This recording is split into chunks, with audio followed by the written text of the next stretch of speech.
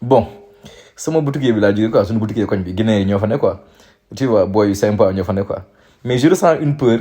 hein, avec la venue du nouveau régime quoi parce que ñoom peut-être dañu am benn image bu ñu am ci régime bi boo xamee sax Guinéens yi dafa mel ni Amadou Ba lañ bëggoon mu gagné quoi parce que peut-être bu Amadou Ba gagné woon laxisme bi dina continuer quoi may wax samay frères guinéens ñun vous êtes nos frères tu vois man comme ni ko Sonko waxee quoi man mënu ma concevoir la race noire jël ndar ci race yi isaan fait bu ñu demee Europe ñuy buntu xataal suñu frère maghrébin yi di ñuy buntu xataal ñëpp di ñu tuutal ma ñëw sama frère jógee Guinée ñëw fi ma koy tuddal duñ leen tuutal dañ leen jàppale parce que tey jii suñu rêve dépassé na fii projet Pastef xajul Sénégal Afrique la jëm parce que man sama rêve mooy États-Unis d'Afrique man loolu mooy sama rêve quoi donc Ivoirien mën a jógee fii job kii jógee fa la job quoi parce que yooyu il faut être ancré quoi mais nag avec la venue du nouveau régime saa waaye nag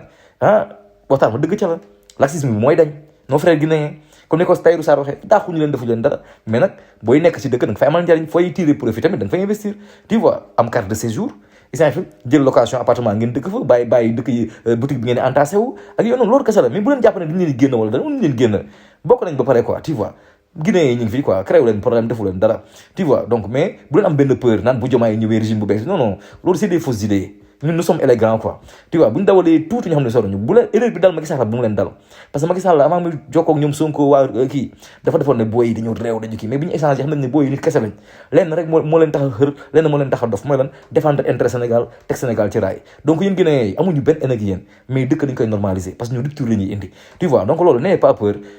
vaquer à vos occupations bés bu ñu leen ooyee pour ngeen enregistrer pour ay séjour ngeen ñëw di ko renouveler jël ay appartement di jóg mooy loolu quoi amul benn problème saa waay sénégalais soxorul te du ma si soxor sénégalais dañu am diplomatie tu vois donc loolu laa moom lu may lancer sama mbokk Guinéens yi vous êtes des bienvenus ay gars yu sympa ngeen yu sympa ngeen quoi nit ñëpp ñëw Sénégal ñëpp xaj nañ